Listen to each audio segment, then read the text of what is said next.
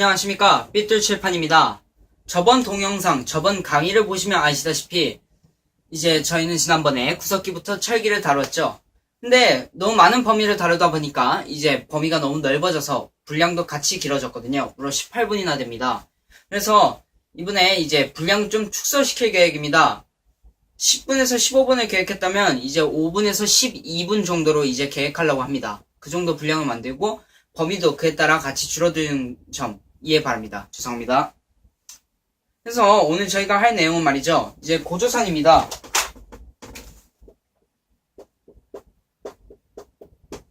고조선 같은 경우에는 이제 청동기 문화를 바탕으로 했죠. 자, 청동기 문화면 지난 시간 복습을 가볍게 한번 해볼까 하는데요. 청동기, 벼농사를 시작했습니다. 그러면서 무슨 농산물? 잉여 농산물이 생기죠. 이것이 두 가지를 불러일으키는데요. 사유재산 그리고 빈부가 발생하게 되고요. 이것이 이제 또 계급사회가 여기서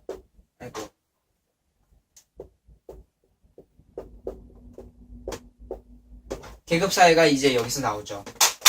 그리고 지난번에 언급을 안 했는데 전쟁도 이때 생깁니다. 잉여 농산물을 빼앗기 위한 전쟁인 거죠. 그래서 약탈을 하기 위해서 이제 전쟁이 이때 시작됩니다. 그래서 이 과정에서 이제 국가가 발생하는데 바로 고조선인 거죠. 그래서 고조선을 설명하겠는데요. 고조선 같은 경우에는 이제 세 파트로 나누어집니다. 당군조선, 기자조선, 그리고 위만조선 이렇게 세 파트로 나누어지는데요. 당군조선 같은 경우 이제 일현 스님이 쓴 이제 고려시대의 일현 스님이 쓴 이제 삼국유사에는 이렇게 나와 있습니다. 기원전 2333년에 국호를 조선이라 하여 나라를 건국했다. 뭐 이런 식으로 나와 있는데요. 그리고 당군 신화 같은 경우에는 이제 삐뚤칠판 번외편에서 보시면 되겠습니다. 그리고 이제 기자조선 같은 경우에는 두 왕이 나오죠. 이제 부왕과 준왕이 나오는데 이때부터 본격적으로 이제 고조선이 성장한다고 해서 강한 나라로 성장한다 해서 강성기라고 부르기도 합니다. 이제 기자조선 같은 경우에는 여러 가지 설이 많습니다. 대표적으로 이제 한서 지리지에 보면요, 이제 기자동례설이라고 있는데 이제 중국에서 은나라가 멸망하고 주나라가 새로 세워지는데 그래서 첫 번째 왕인 무왕이 이제 기자라는 그 사람에게 조선의 왕으로 이제 본인이 책봉시키는 거죠.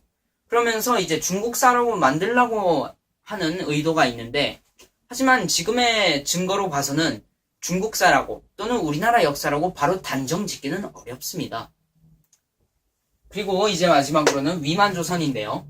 위만은 이제 중국에서부터 조선으로 망명해온 사람인데 이제 준왕으로부터 박사라는 관직을 얻게 됩니다. 하지만 위만은 점점 세력을 키우면서 준왕을 밀어내고 이제 자신이 왕위의 관직에 오르게 되죠. 위만 같은 경우에는 이제 본격적으로 철기를 수용합니다. 그리고 이제 한나라와 진나라 사이에서 중개무역을 하죠. 이런 식으로 중개무역을 함으로써 고조선을 더 강한 나라로 성장시키죠. 이제 고조선의 8조법 같은 경우에는 한서지리지에 이제 전해져 오는데요. 세 가지밖에 현재는 전해지지 않습니다. 그래서 일단 세 가지를 보겠는데요. 이 세 가지에서 역시 청동기의 특징을 볼 수 있습니다. 먼저 1번입니다. 사람을 죽이는 자는 사형에 처한다. 사형, 이것에 집중을 해주시면 됩니다.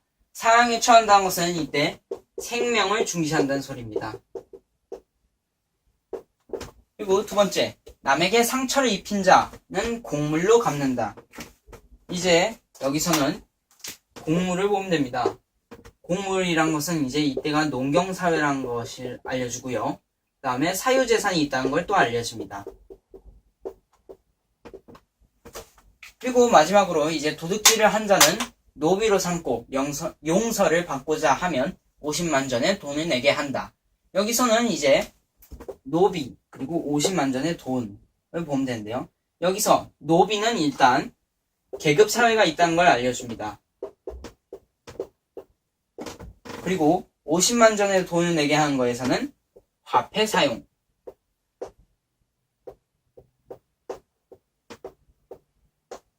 용을 했다는 것을 일단 알려주죠. 이제 마지막으로 이제 고조선의 쇠퇴 과정을 보게 되겠는데요. 고조선에서 한나라의 사신인 서파라는 사신이 이제 죽습니다. 살해돼요. 그래서 이것을 구실로 한나라가 이제 침입하게 되는 거죠.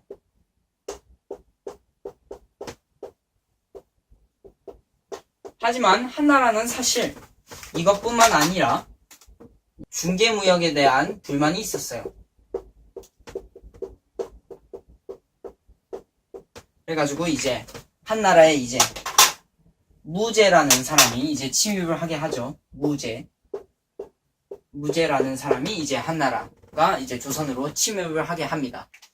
원래 고조선이 맨 처음에는 선방을 잘했으나 결국에는 이제 왕검성이 함락하면서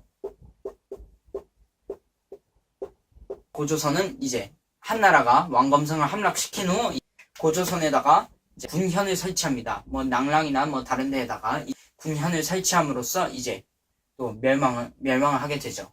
그리고 이제 60조 법으로 드러나면서 이제 각박해졌다는 것을 또 알려주죠. 자, 이로써 오늘 고조선 이제 끝냈습니다.